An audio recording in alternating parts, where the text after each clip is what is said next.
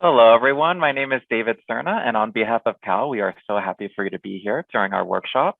This is Recalibrate using midterm student feedback for your classes. So as we begin, let's just go over the Zoom controls very briefly on the screen. So if you look right here on your toolbar, you'll see that mute and unmute icon right there, as well as starting your video. So if you'd like to start your video, you can just go ahead and click on that. It's always nice to see who's here. Number two, the chat box will be used throughout our workshop today. You can participate that way. A good thing about the chat box, if you are taking notes or asking questions, you can also save the entire chat. Click on those three dots and save chat in the lower right corner. Last but not least, we love reactions here. So if you click on the reactions button on your toolbar, you'll see a couple default options that you can use.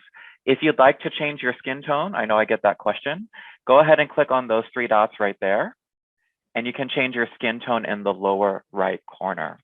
So if everyone is good to go, please give me a thumbs up or show me some love. That is great. Thank you, everyone. Excellent, I appreciate that. So without further ado, I do want to welcome Professor Peter Ufland from Political Science. He will do a great presentation today, and I am looking forward to everything that he tells us. So Peter, you can go ahead and start. Thank you very much. Hi, everyone. Just a quick correction. Sorry, David. My name is Dr. Ufland. I am from the community college and I'm a history professor. I did used to teach political science as well, but we have other people now that we're using for that. I really am a historian, but you know, there's no need that or reason that you would have known that right off the bat, David. So no problem. I'll remember it now. Just for the purposes of clarity. Yeah. I'm more than happy to be a historian. So I'm here today to provide people with some information about what we call MSF, or mid-semester student feedback, midterm student feedback. These are mechanisms that you can use to get information from your students about how things are going in the classroom. I'm going to share a presentation, but a couple of things. I am intending to begin with some questions, and I also wanted to make sure that you were all aware of the fact that I'm more than happy to answer any questions at any point in time in the presentation. So feel free to interrupt me, raise your hand. There aren't that many of us in here, so you probably could just ask a question out loud. Midterm student feedback is something that I've been working with for several years. I actually did a project for the university, I think going back almost 4 or 5 years now. Many people may not be aware of it, but on CAL's website, there is a C.A.L Scholarship of Teaching and Learning repository in which I basically reviewed a number of articles within the C.A.L field. And one of the subjects that I became very interested in was the idea of midterm student feedback.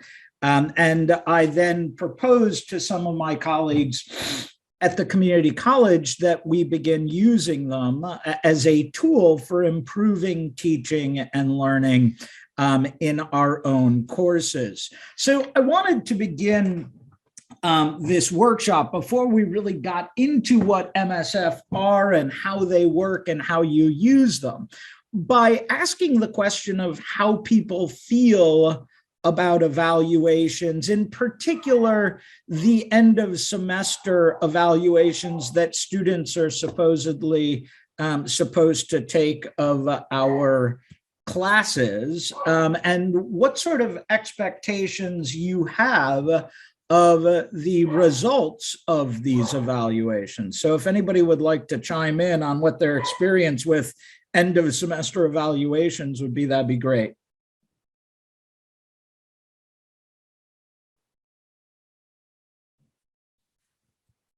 Don't everybody speak at once, right? Well, let me ask this. How often do you actually see the results of these evaluations, or how useful do you think that they are to you as the professor? A little bit more specific.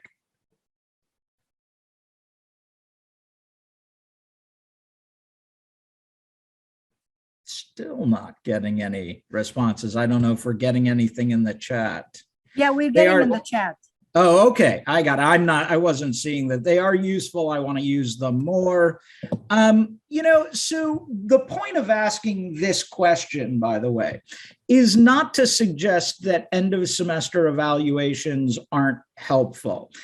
They serve many purposes, but they do have certain limitations. And one of those limitations, probably the most important of them, is when they occur, right?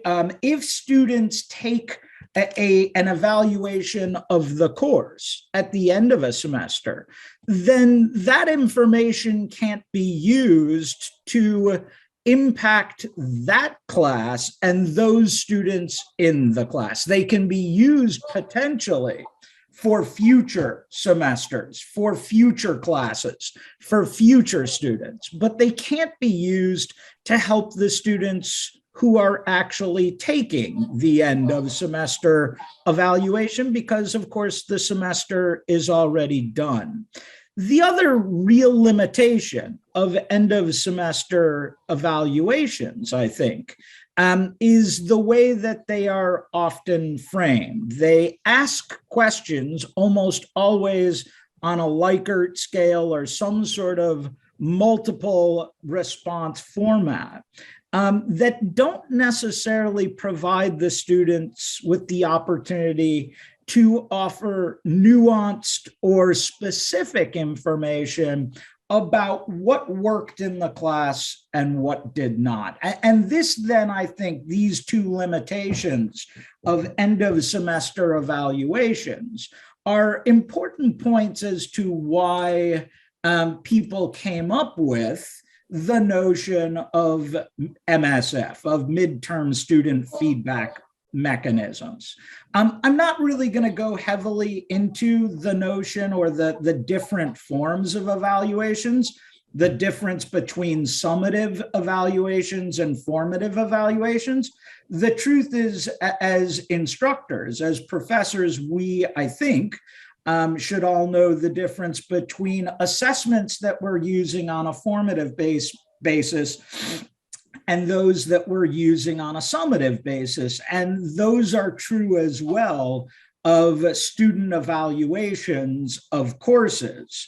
End of semester courses would be considered summative. They are an opportunity for students to sum up their feelings about the course and the instructor as a whole. And as a result, they tend to be used for those types of purposes and for the university's purposes of evaluating our teaching effectiveness and applied to things like promotion and tenure. That's the typical way they are employed by universities around the country. Right?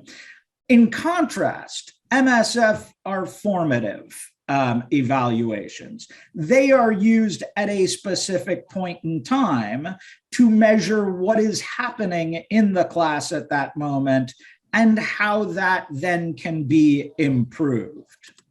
So let me suggest some of the benefits of a midterm student feedback mechanism, which by now I probably should have said, although I was assuming it was clear, that they are given at the midpoint of the semester. There are some real benefits and promises to these. Probably the most important of them is that they are purely formative in nature. There is, this assessment is done on a purely volunteer basis. Midterm student feedback mechanisms are used only because the instructor wants them to be done. And I would add, they are completely confidential in that sense. No one sees the results of an MSF except for the person, if there is somebody doing the review other than the instructor, and the instructor. So the results of an MSF are not intended to go to your department chair. They're not intended to go to the university. They are solely for your own evaluative purposes, so you can get a better sense of what's occurring in the classroom. The other, I think, major distinction here in terms of an MSF is that the questions that are asked on MSFs generally aren't asking about the instructor per se. It's not about how is Dr. Ufland doing? Do you like Dr. Ufland? Was Dr. Ufland a good professor? But rather are focused on the student and the learning experience. What is helping you learn in the classroom? What is hindering your learning in the classroom? What would you change if you could? These are different types of questions that are formative in nature. Okay, so as I said, I was going to mention some of the benefits of MSF. Obviously, the biggest benefit is probably that by taking or gaining this feedback in the middle of the semester, you are able to use that feedback and incorporate it in the classroom in ways that can have real impact on your current students, not just on future students and future class sections, right? So if students are struggling with something in your current class, the MSF can, I think, help you identify that and make changes as necessary. The second thing that MSF do that I think is really important is that they are really very empowering to students. They let students know that we care about what's happening in the classroom, that we care about whether they feel like they are learning or not, or what's helping them learn, or what isn't helping them learn. And it's even empowering them in the sense that we're offering them the opportunity to make suggestions about what changes might be helpful to the course. And I will talk more about this later. But it's not necessary, of course, to accept every proposed change that students might come up with. I've had students who have suggested in their feedback evaluations. I will talk about how they are done in just a moment. I saw the question in the chat. I had some students who said, we wish you would stop assigning reading. And, obviously that's not a change that I can make, but oftentimes the suggestions for change are really useful. Probably ultimately the most important benefit of MSF is that they have been shown through numerous studies to actually positively impact learning outcomes. That students who are given MSF, students in courses that provide MSF, tend to do better in their classes than students in courses who do not. I can only offer you this. I would say that probably the most common comment that I have received on the MSF that I have done in my classes and in my colleagues' classes is that students say they wish that every professor would do this, right? And I think that that's a pretty telling comment in terms of how much benefit the students feel that they receive from midterm student feedback mechanisms, from evaluations of this type. Before I talk about, and I'm not ignoring the question, I am going to discuss the two main types of MSF that we have used in our classes at the community college. But before I do that, I just wanted to run through some overarching best practices for using midterm evaluations. The first of these, I think, is really important, which is that you have to explain to students why you are asking them to do these evaluations. And in doing that, I think it's crucial that you explain to them that these evaluations are really about them. It's about helping to create a more positive and more effective learning environment, that these evaluations are intended to help improve their learning outcomes in the course. The second thing that I think is really important in terms of best practices of using MSF, I know I have several things on the screen here, but I really don't like just reading off of a PowerPoint. So I'm picking out some highlights here, is to keep the questions very simple and keep them focused on learning. I gave some examples just a moment ago, and really quite literally the questions that I use on MSF that I conduct are often things as simple as, what is helping you learn in this class? What is keeping you from learning? What can we change that might improve the learning environment in this class? So by framing questions that are really about the learning, we are likely to get the most effective feedback in terms of information that will help us help the students succeed. The last thing here that I think we often have to point out is that it's really important to discuss the feedback that you get from students as quickly as possible, right? If I give a MSF, let's say sometime around the midterm of the semester, I usually do it in either week 7 or week 8, then I want to get back to them. I want to talk to them about what I got out of that feedback as soon as possible, week 9 or week 10, right? Otherwise, they aren't getting really the full benefit of understanding that we're not just collecting this information, but we really are listening to them, and that we want to discuss that feedback with them, and that we understand how it's impacting their experiences in our classes. And I think, as I alluded to a moment ago, that it's really important to be able to discuss why you've taken their feedback and decided to make a change, or even why you can't make a change. The example that I used, which is students saying, Dr. Ufland, we don't want you to give us reading assignments anymore. You know, that gives me actually an opportunity to explain to students why reading is so important to any field, but certainly to a field like the study of history, right? And so that's a useful, teachable moment in and of itself. So let me get down to sort of, I think, the nitty-gritty that probably a lot of people are interested in, and that is how exactly an MSF works. And to do that, I want to talk about 2 specific types of MSF, okay?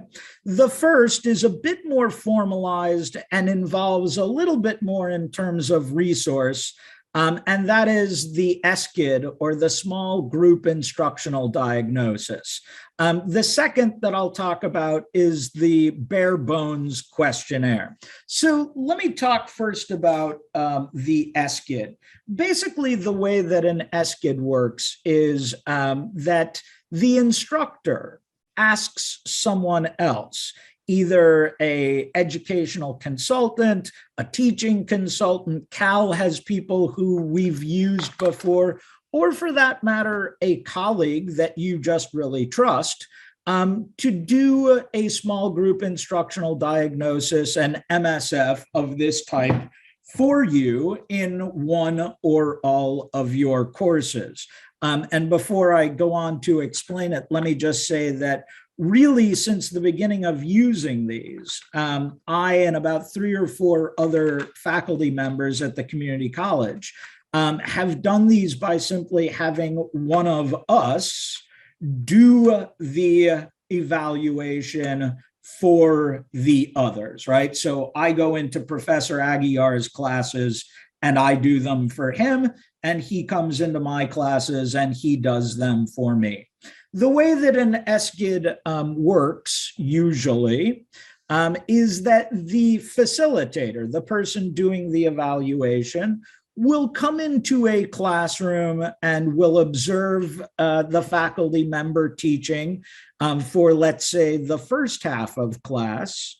And then the evaluation will begin. The faculty member, the instructor, will leave, and the facilitator will break the students up into groups.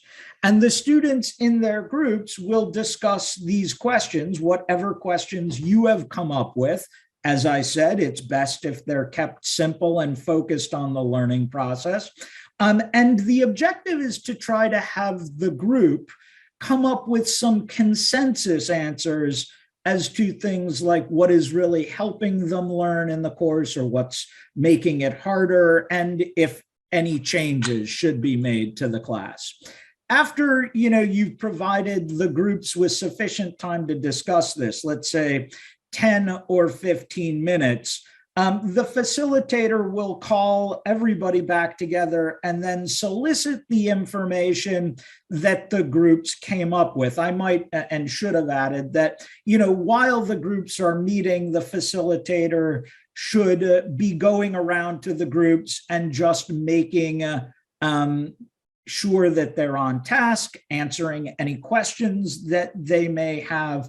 Ultimately, the purpose is to solicit this information from the groups and to do so in a way that they can see what information, what feedback you are taking from them. So in other words, if I was doing this for my colleague, Professor Aguiar, as I was getting feedback from the groups, I would be writing it on the board so that they could be certain that I'm transcribing the feedback in a way that reflects what they're actually feeling. And this is a really, I think, very effective way of going about doing this. It does take up, let's say 30 minutes of your class time of one class session. After that feedback is attained, the job of the facilitator is to summarize that information and to write up, if you will, a MSF report and provide that information to you. That information, as I said earlier in the workshop, does not go to anyone else. It goes only to you because the purpose of an MSF is formative and to help you help your students have more success in your class. The second type of MSF that I want to talk about, and there are many different forms, is something that is referred to as a bare bones questionnaire. And I've used these in my classes before in situations where Professor Aguiar or one of my other colleagues just weren't available or timing had been bad. And they essentially are evaluations that I would say hand out in class and say, here, I want you to answer these questions individually. Don't put your names on them because this is supposed to be confidential. I'm going to ask one student to collect them and return the forms to me. And again, when I have used bare bones questionnaires, I have essentially kept the questionnaire to a very few and very simple questions. I often use the exact same questions. What is helping you learn? What is keeping you from learning? And what would you change about the course?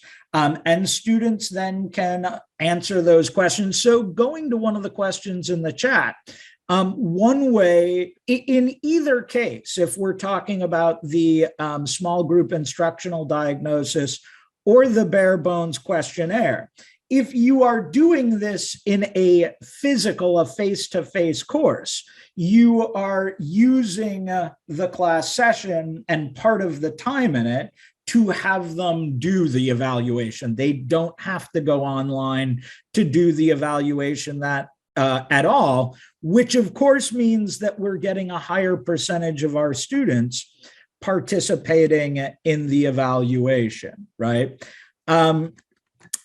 The bare bones, same thing. I mean, if I give this out to my students, most students aren't just going to say, well, I'm not going to do this. The vast majority of students, if I leave the room and have somebody collect them, are going to write down some thoughts as to the questions that I've asked about the learning environment and experience in my class. We have made some, adjustments to deal with the online environment, although we have been doing SKIDs for each other online. I'll just come visit Professor Aguiar's course, for example, whenever it is, and he'll set aside the last 30 minutes for me, and I'll put the students into breakout rooms and collect the information that way. I've even used bare bones questionnaires for my online courses, and I've had them send the responses to him, to one of my colleagues, so that I am not seeing who's responding and what they are saying. I've even offered extra credit to any students who are willing to fill out the form. So you can make modifications in order to fit the distance learning format. You can make modifications as necessary to encourage students to do the evaluations even when you can't do it in a physical location, so that they are essentially required to do it. Okay, so I know this is very hard to read, but I did want to provide you with just a look at an example of a MSF report that I've received in the past from one of my colleagues. It sort of discusses the feedback that I got from my students. Very often we'll break it down into strengths or weaknesses and suggestions for change, or we'll keep it purely, the report purely organized around the questions that we ask them. Ultimately, what we are trying to do is to convey the information that the students have provided to us as facilitators about what the instructor is doing that is helping them succeed in class, what might be done to help them succeed more, and what isn't working for the students in the class. Let me just sort of end this, and then we can just do Q&A. I'm certainly happy to answer any questions. That the feedback that we have gotten from the students has been overwhelmingly positive. That doesn't mean they always love everything about our courses, but students understand, I think, if you make it clear to them what the purposes of these evaluations are for. And even those students who may not be having the best course up to that point in time, I think tend to take the opportunity to say, wow, you're asking me what would help me do better in this course. And I really want to share that because that would be really helpful to me. And then I think the other element of that is that, this is something that for most students is really new to them. And the idea that instructors really want to hear from the students while the semester is still going on, what's working and what isn't, is something that's really very empowering to students and that they really enjoy. And by the way, I realize, or I certainly hope, that most of us are trying to solicit feedback on a daily basis from our students. Doing these evaluations, though, allows us to check in with them, I think, in a somewhat more organized and formal fashion at a point in the semester when it really can make a huge amount of difference in their student success. So let me just stop sharing here. Oh, there we go. All right. And thank you, Professor Ufland. Sure, that was wonderful. So I'll just go and look at the chat box as well. I see a few questions. Sure. So one from Dr. Brown. What are some questions we should be asking? Okay, so as I said, I think that the simpler you keep it and the broader that you keep it, okay, the more that you keep your questions focused on learning, not on your teaching, not on this book, not on this technique, but the more that, and by the way, this isn't just my opinion, this is generally what the literature suggests about MSF, that you want to keep these questions simple and yet really broad so that you're addressing the learning experience. I wasn't really trying to overly simplify, Dr. Brown, when I said that the questions I use, that many of my colleagues use, are what's helping you learn, what's keeping you from learning, and what would you change? We ask these questions repeatedly on our MSFs, but you can tailor the questions as you feel are necessary. And for that matter, you could ask at various points in the semester for some feedback on how is this methodology working? And you could give that to them on paper and ask them to return it to you confidentially, so that you're getting more targeted information.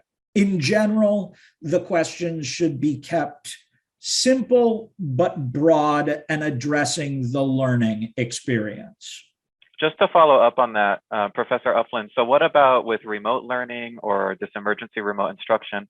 Has that changed the way that you receive midterm student feedback? Right. So I think I addressed one piece of this. Yes. And, I think the easiest answer is that just like anything else that we've all been asked to do remotely, these things at first seem a lot more complicated than ultimately they become, right? The first time I tried to do this for a remote course, I felt like, boy, that really stunk. That didn't work very well.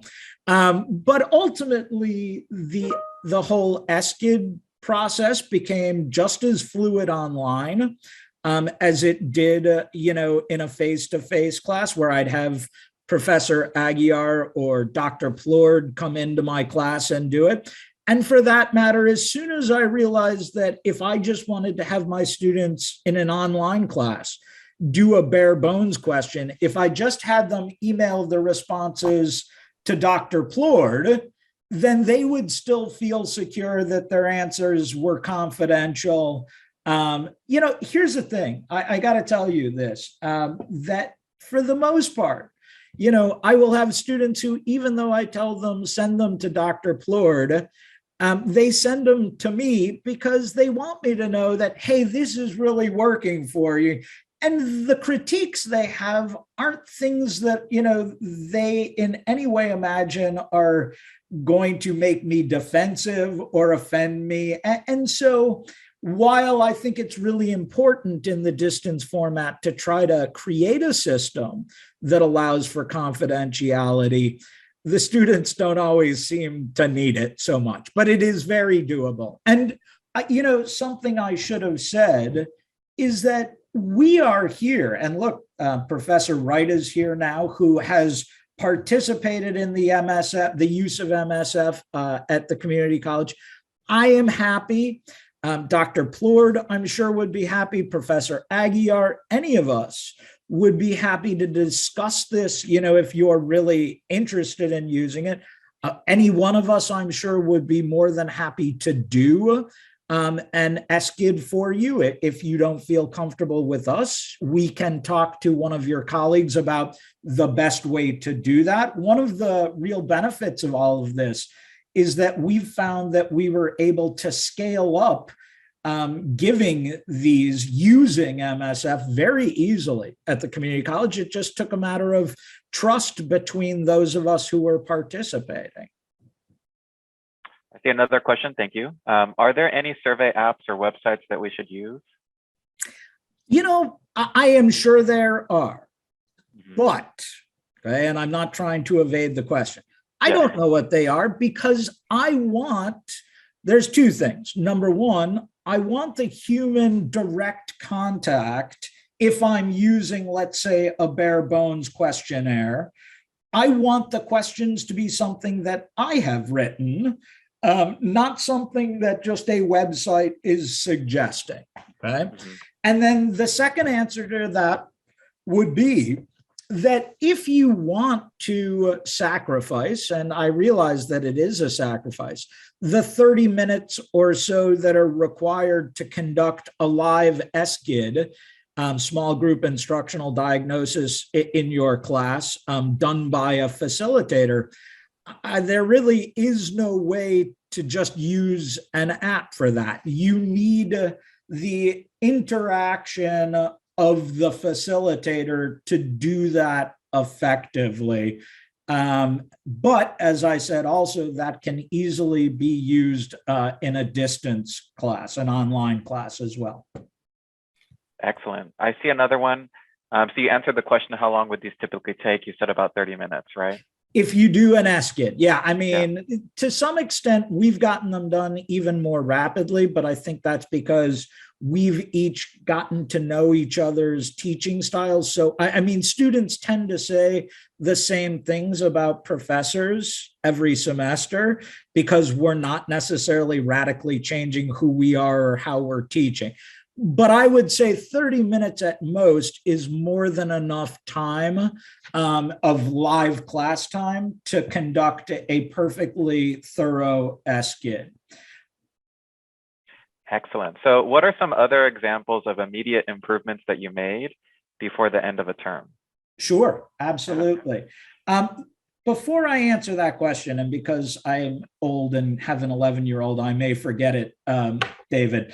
Yeah. I did, just before I forget, I wanted to say there is one other benefit of doing these that I would like to mention to everybody so that I don't forget. And that is from a purely mercenary standpoint, conducting these MSF are a great thing to include in your yearly evaluation portfolios, right?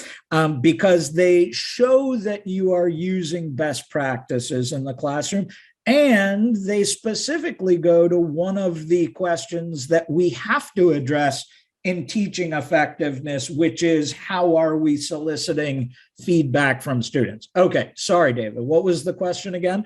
Yeah, what are some other examples of immediate improvements that you have made before the end of a term? I'll give you one really great example that I can think of right off the top of my head. So my classes are designed to be predominantly discussion based, right? That's the way I believe that college level learning should be active learning. And in a field like history that lends itself to discussion and debate and argumentation, and interpretation, I like to make most of my class sessions and class activities centered around interaction. And as a result, one of the largest grade breakdowns in my class is discussion. It is a huge percentage of my students' overall grade, okay? And I have a rubric for discussion. And of course, I put it online in Blackboard for them to be able to see it. But one of the most helpful feedback elements that I got anytime in my MSF was that there were several students who knew that discussion was important and who knew that they had to be doing it in order to get A's or B's or to do really well in the class, but they weren't sure how I was grading it, even though I had a rubric. Some of them just weren't aware that there was a rubric there, right? So that gave me the opportunity to pull up the rubric.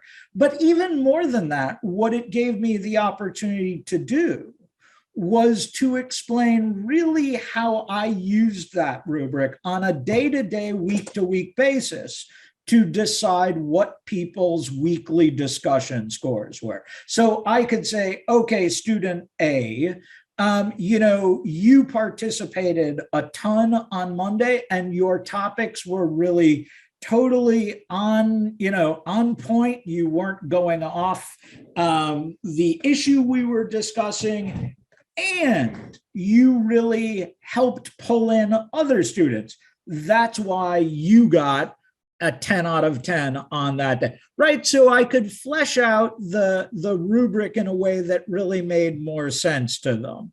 And so that's a good example of a critique that I got, or it's not even about you. And I think that's a big point to be made about MSF. It was a critique of how things were working in the class. Students weren't really sure how discussion was being graded, even though there was a rubric. And that helped me see that and to fix it. Excellent. Are there any other questions from our group today? And other than that, obviously, I'm perfect as an instructor, so I haven't, no. We all can get really beneficial feedback. Yeah. Sorry. Definitely. Yeah. Thank you so much. I think we answered those questions in the chat box. If there are any other questions. And I did put the SOTL link from C.A.L in the chat box as well. I can do that. We also, David, we should probably have, I can get one to you. We should probably have a copy of the article that I wrote on this subject from which this is based. And that way people can access the article, which obviously goes into much greater depth into the literature and research behind MSF. There's a full literature review in there, as well as the experiences of multiple community colleges, which, by the way, for those at the flagship, I really focused on that because the article was done for a community college organization and they wanted us to focus on that. There are plenty of universities that use MSF as well. It's not just a purely 2-year concept. Excellent. Yeah. And if there are any questions, Dr. Ufland, do you have any final thoughts before we conclude today? Well, I do. I have one question, and maybe people could just use the, raise hand or not raise hand. I have a question, and that is, how many people had ever even heard of MSF before this workshop?